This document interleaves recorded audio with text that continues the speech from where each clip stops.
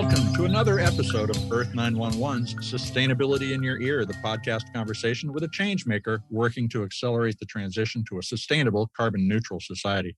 I'm your host, Mitch Radcliffe.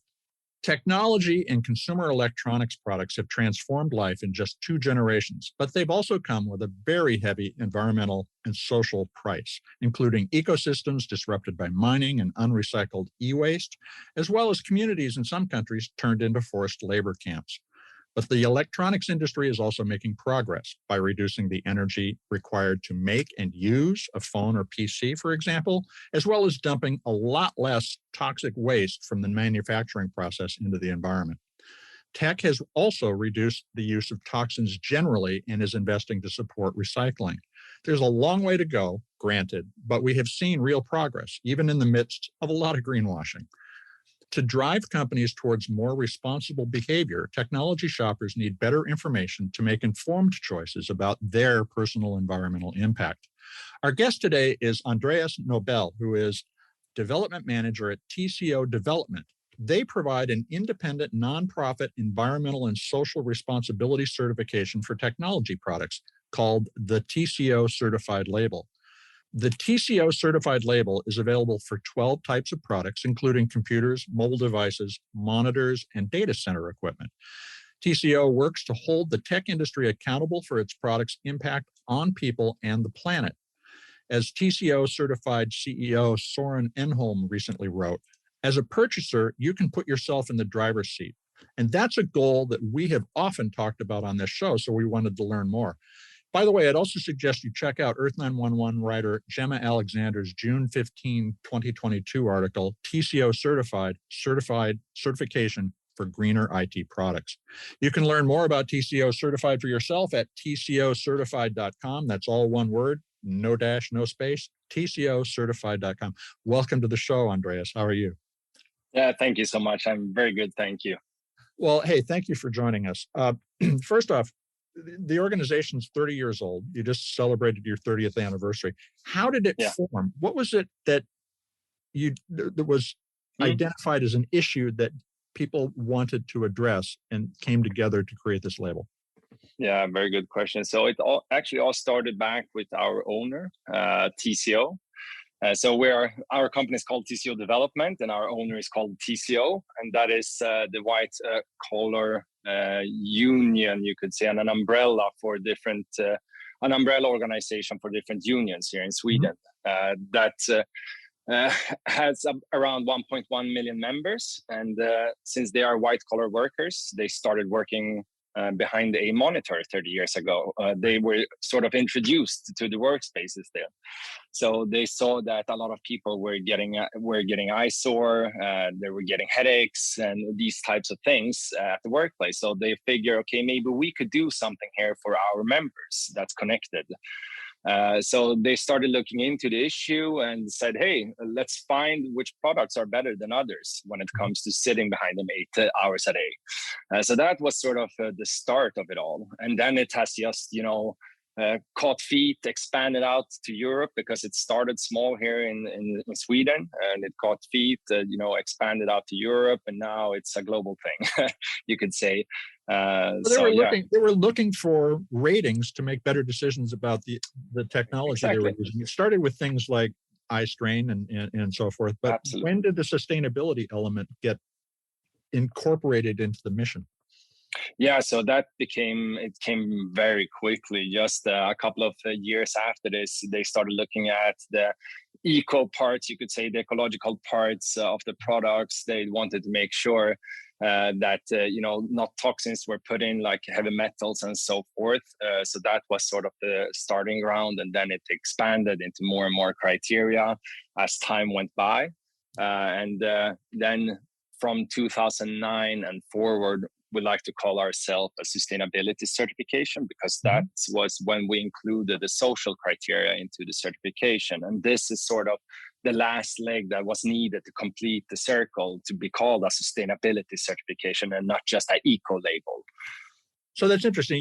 Essentially, a consumer's union. You've got together and decided to vet the things that you're going to buy. Yeah, exactly. And I like to call ourselves sort of a consumers union, but also a union for brand owners. And we can deep dive into this because a lot of brand owners that you see today, they are quite not powerful when it comes to production of products. So when you look at production of products, they're taking place sometimes in factories that employ up to 1 million people, like really big cities.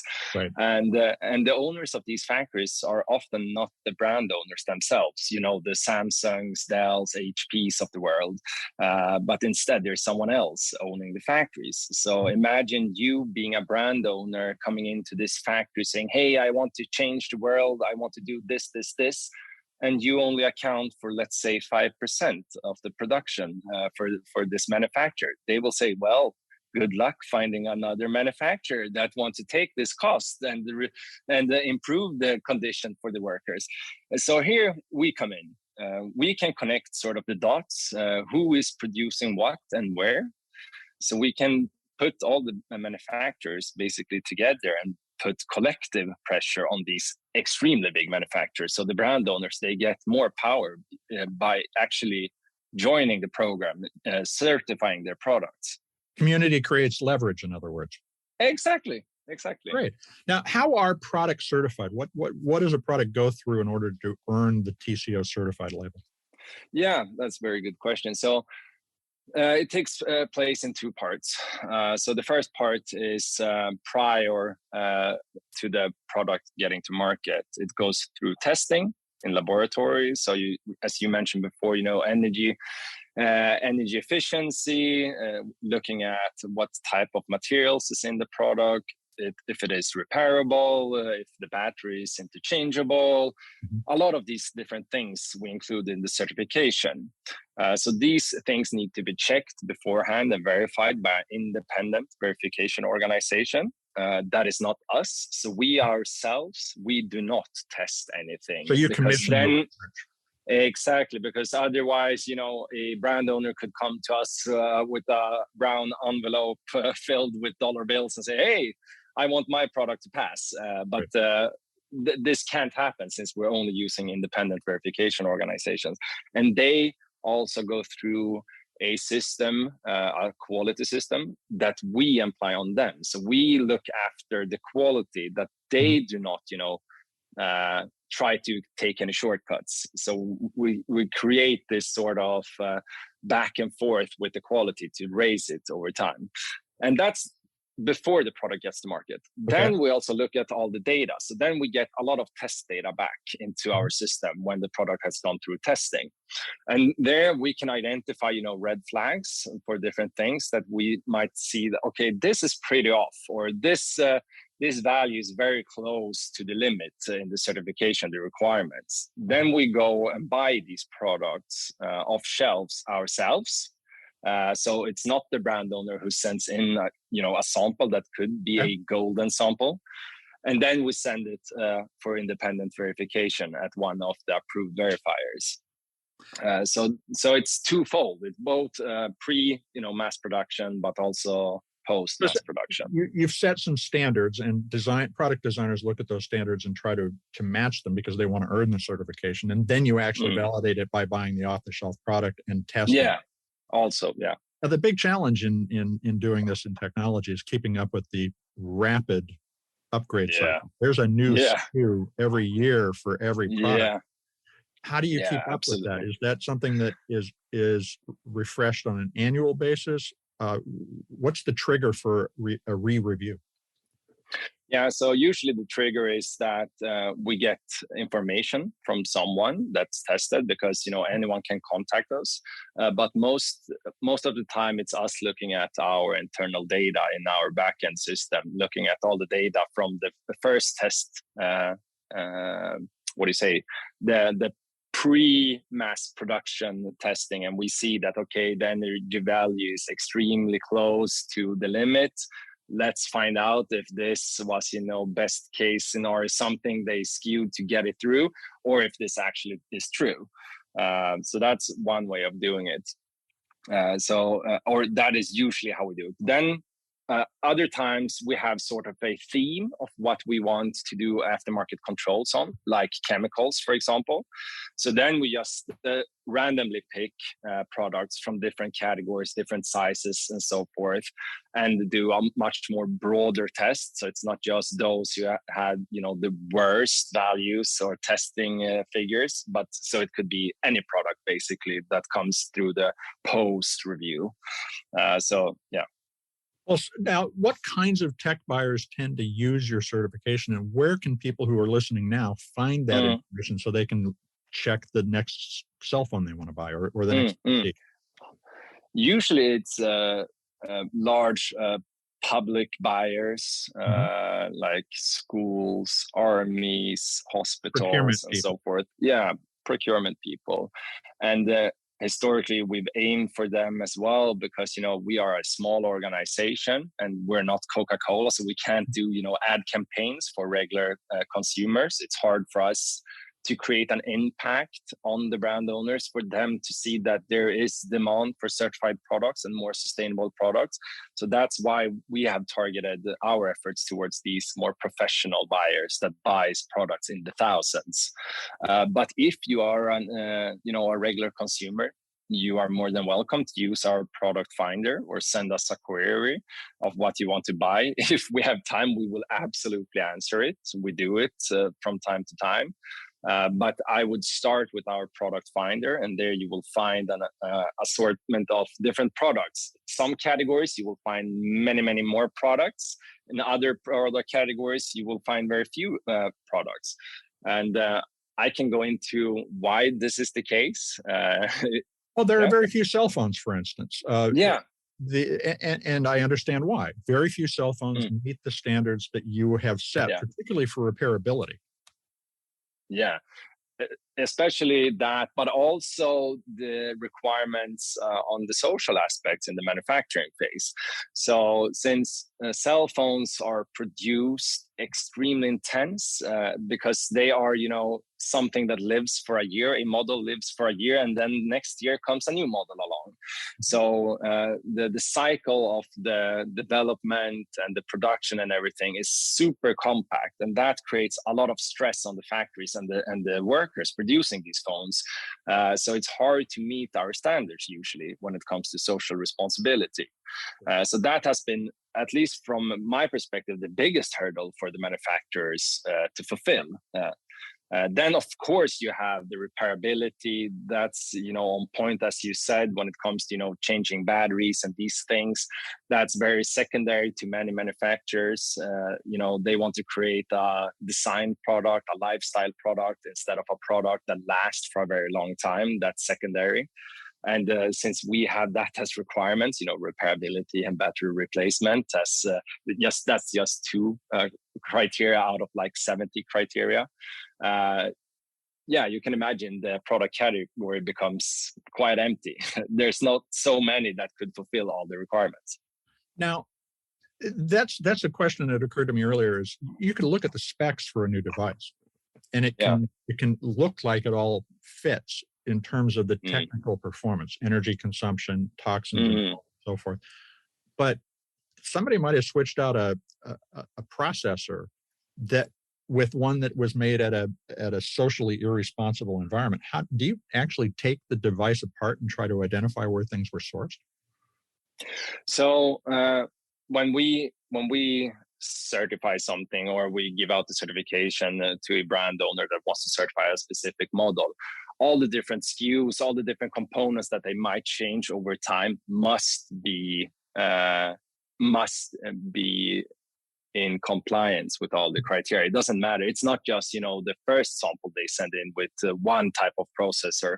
So if they change something, first of all, they must report it in to us. So usually we upgrade certificate along the way with new components. So if we look at displays, the certificates get updated very many times with new panels, for example, that gets put into the product. So if you go out and buy a Dell display year one, And then 3 years along, the same model will most certainly have a whole different type of display inside of it, because things change, factory locations change, a lot of things change over time.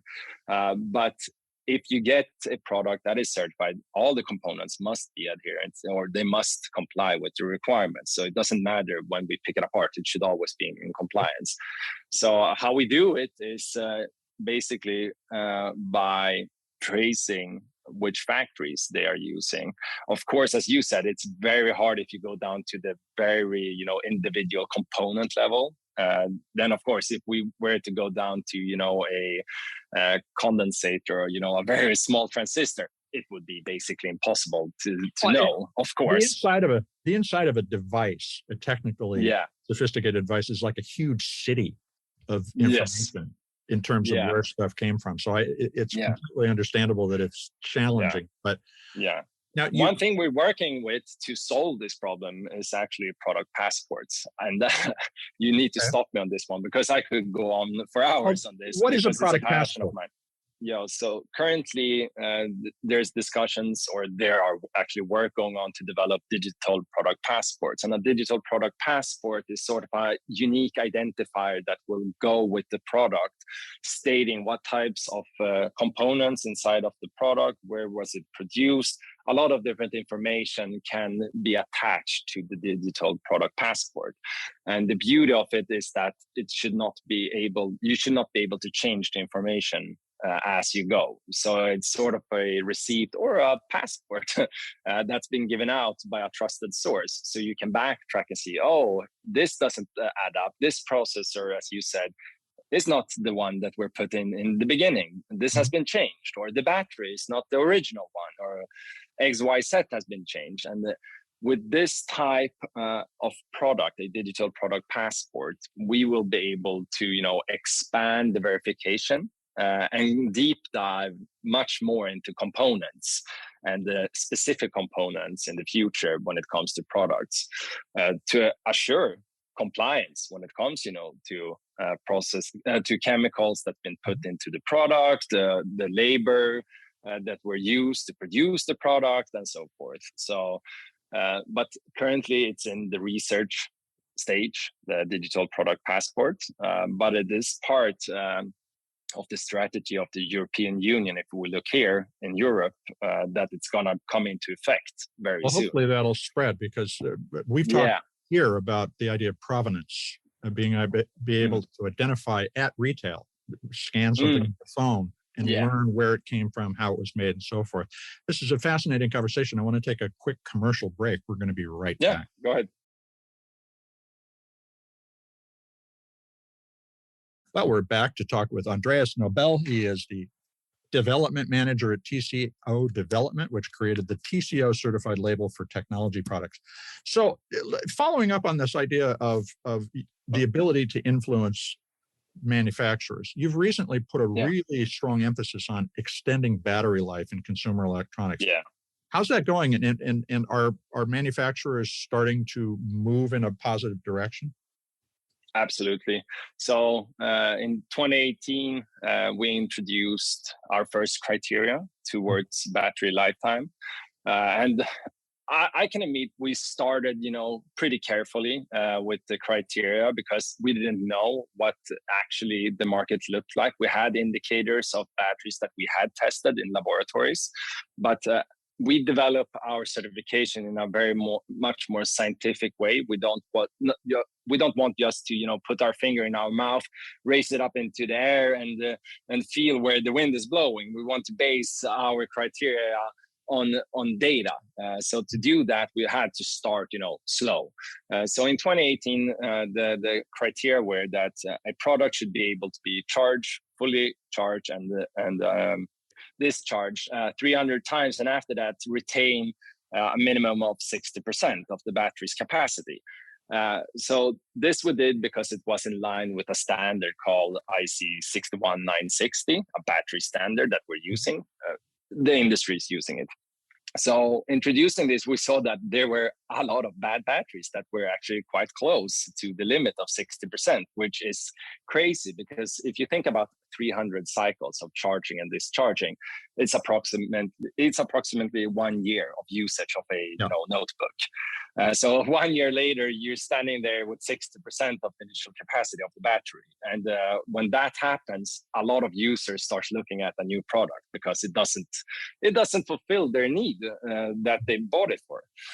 So this we wanted to change. So now with our latest generation of TCO certified that we released in 2021 in December, so we update the certification every 3 years with new criteria levels to incrementally increase, the levels to push the industry towards more sustainable practices. Mm-hmm. We increased this from 60% to 80% now. So this is, that change. And we see that, now we sorted out all the bad batteries that's below 80%. I still think that 80% is, an absolute minimum that you should have after 300 cycles. But what we're seeing is that more and more quality batteries is being put into the products because then they know that they will also, fulfill future criteria levels if they invest now. And also, we are able to see which manufacturers manufacture better batteries and so forth. So this can also be data that in the future could potentially be shared with brand owners. It's not decided upon yet what we will do with all the data that we gather. But I foresee, this type of data can help the industry towards better products, better components and so forth to create and maximize the sustainability benefits. Well, now, the other element of that, what you were just talking about, is the fact that they do drive an upgrade cycle that is very fast. The idea that you would buy any product and use it for a year and it would not be working the way you had expected is always surprising to people. But that is also the way that the industry at least was founded and has grown. Yeah. You see this is really a twofold question. Do you see a willingness to make more durable products generally? And if not, see at least improved investment in e-waste recycling, which, hovers between 15 and 17% globally?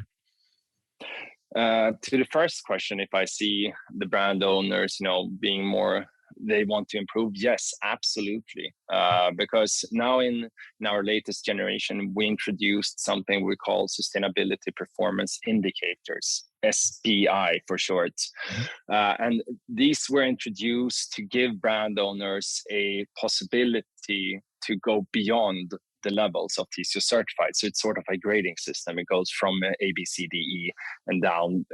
And for the repairability, we also have an SPI, a sustainability performance indicator, looking at how easy is it to repair the product. And this is based on the industry standard called EN 4554, if some of the listeners are interested to get down into details. So we introduced this vertically, this standard into IT products. So it goes through, which types of tools do you need to open up the product? How many steps does it take? Do you need to break something, etc., etc., etc. And here we see the manufacturers really going after, grade A. They really want to improve, like, oh, we're missing this information on our website to get this this A grade, or, oh, we're not supporting these types of tools, or, oh, this and this and that. They're trying to, fulfill as much as possible. They want to earn the best marks. Exactly. And that's, I think, how we can go and speed up the process and the transition. Because, TCO certified is awesome to create, this golden baseline because we're improving it every 3 years. But then there are certain things that will sort of be impossible to impose on the industry as a whole, on all products, on all volume products in this particular time.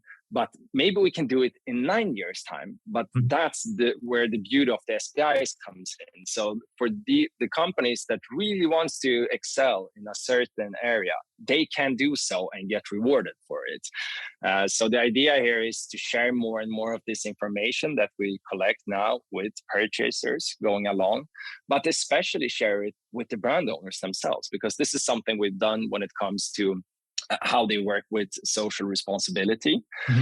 So this is not something we share externally, but we share it with the brand owner, showing them here's your company. Here are competitors, but the names are sort of grayed out so they can see who's in front or behind, but they know where they are. So that they know if they're in the bottom or in the top, and this creates this competitiveness to become better. But also it creates awareness for them not to be the worst, because if they are the worst, it's a business risk.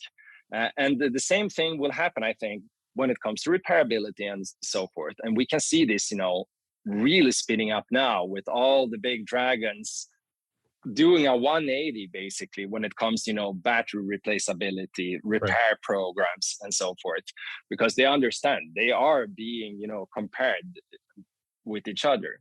Well, do you also see, and going back to the e-waste recycling question, do you see them also beginning to embrace the idea of a circular economy so that they can reduce their mining of raw materials, for instance? We're stuck at 15 to 17%, as I mentioned before. Are they working to encourage the infrastructure to collect their materials? Yeah, I think this really depends on the brand owner, and I cannot, mention one specific brand owner. I think some are really walking the talk, but some are just, greenwashing all the way when it comes to circularity.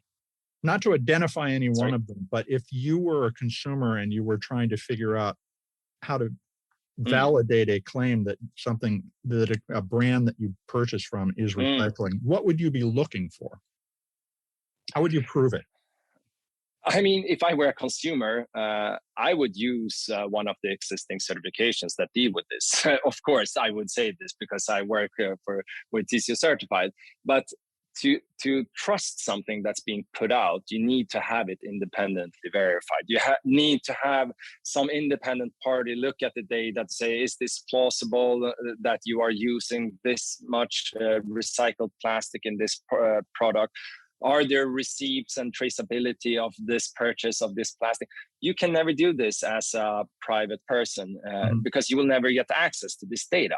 So, just looking at all the self-proclaimed figures from the brand owners, I wouldn't give it so much value. If some brand owner goes out and say, yeah, this is 100% something. Yeah, I would take that with a truckload of salt, not just a grain of salt. So check me on these assumptions based on what you just said. So if I'm thinking about whether or not my phone is going to be recycled, it should be going to an eStewards or an R3 certified recycler. Yeah. In order to ensure that it's being handled responsibly. And then secondly, that's good. Looking at the claims about the use of post-consumer recycled materials in a product, or PCR for everybody listening. Yeah. Look for specific percentages of PCR rather than just take for granted that it is completely recycled. Exactly. Nothing is completely recycled. Nothing. If you're looking at product characteristics of plastics, it's very hard to create 100% recycled plastic product. And this comes down to, the strength of the material most of the times. That is one of the key drivers not to go up to 100%. Because, sure, but so look for a specific percentage rather than just we use recycled plastic, and then at least are looking at a valid claim. Yeah, absolutely. And so that's the first thing. But then you should go for validated data. And when it comes to recycling and responsible recycling, this is something we're trying to target now with our latest generation. And we've seen that even though that a lot of recyclers fulfill a lot of these different standards, still e-waste ends up in developing countries still. So it's not a guarantee. Just because you have the standards that your product will be taken care of responsibly. Unfortunately, however, what we're trying to do now is try to map out the ones that are doing a better job than others. So what we're actually included in Generation 9 is that we're now mapping out which recyclers and take-back schemes and systems that all the brand owners are using that are certifying their products. And our ambition is to, in the future, create something like what we did with the chemicals. So for the listeners, what we're trying to do with chemicals is we created something we call an accepted substance list. And this is because the chemicals is a massive problem when it comes to phthalates and plasticizers, and all the different things that makes basically plastic, not flammable and bendable. These things are very poisonous most often. So what we did was, we need to turn this around and look for safer alternatives. So that's when we created an accepted substance list instead of just a list with banned products, because these are so easy to replace.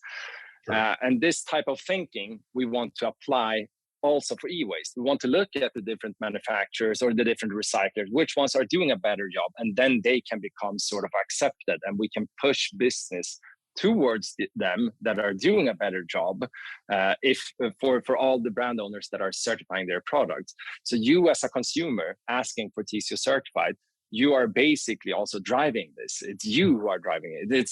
I'm only the one who are developing the criteria. I'm not creating the real change. It's you, the listeners, the procurement people that do create the real change. So, yeah. So let me, we're getting close to the end of our conversation. Let me ask this question.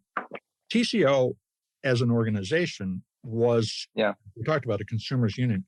Is there an opportunity for people listening to the show to join in or to create their own collective efforts to send messages to brands? What's your advice for our listeners about how to make their influence felt across all of these issues, environmental and social? So one very effective way is if you're looking at a product and you can't find it on our product finder, for example, if you're looking for TCO certified, shoot an email to the producer, to the brand owner, asking, why is this not certified? Can you fulfill all the claims? Because we've actually provided a list on what you should look for when it comes to independently verified claims, like a checklist. Basically, you can find it on our webpage. If you're not going to use TCO certified, we have a checklist for you to ask, to go through and ask the brand owner. But the easiest way is to tell them, I would like to see this product become certified, because then I can trust the claims that you are putting out. Otherwise, I will not be able to trust it. But then if you want really to take the one step further, we've actually had different people that working with procurement come over to our office and work with us and learn, how can you set better requirements? How do you improve your language and so forth? And we have a whole team working with this purchaser engagement group, it's called. So they are working with answering basically any question you might have on how do I get these products into my procurement, my way of doing procurement, and helping you with language. And we're doing this for free, of course. Are there learning materials and so forth on the site that people could download? Absolutely. I think we can set up a set of links maybe to make it easier for the listeners to find out what they can do and look for.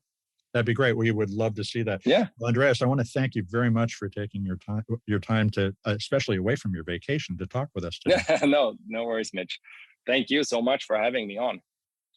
We've been speaking with Andreas Nobell. He is the development manager at TCO Development, the maker of the TCO certified label. There's a lot to think about in this conversation. There's an incredible potential in the idea of a product passport that increases transparency about the sources of raw materials, how products are manufactured, including the treatment of people.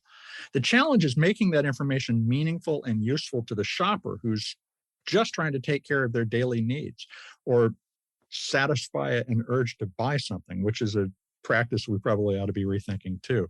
But TCO's approach shows the power of the customer can be amplified when they work together. Community can create real leverage. Consumers' unions can and are being developed to address the sourcing of all sorts of things. And perhaps we can apply this same idea to sourcing renewable energy, the use of regenerative agriculture in the food supply, and all sorts of other ways that the people who buy things can help to define what those things actually are, instead of waiting to see what options are provided by the market. Active participation in our society is going to be a powerful tool, but There's so much to do, and the reward is a really good one, a clean, healthy environment. So let's get to work. This is Earth911, Sustainability in Your Ear. We're going to be back soon with another innovator interview. In the meantime, I hope you'll take a moment to help spread these ideas so we can create a world that's less wasteful and that creates a lot of new opportunity for people to participate in and profit from so they can take care of themselves, the green economy. Sustainability in Your Ear is also available on the Apple Podcasts, Spotify, iHeartRadio, and Audible platforms, as well as all the other places that you might find your podcast goodness. Please take a moment to share this and all the shows that we've done with your friends, family, coworkers. Let's get talking about how to begin to solve these problems. We're on a long journey. We've taken the first step. Let's get running instead of simply walking. We'll be back soon. In the meantime, folks, take care of yourself, take care of one another, and let's all take care of this beautiful planet of ours. Have a green day.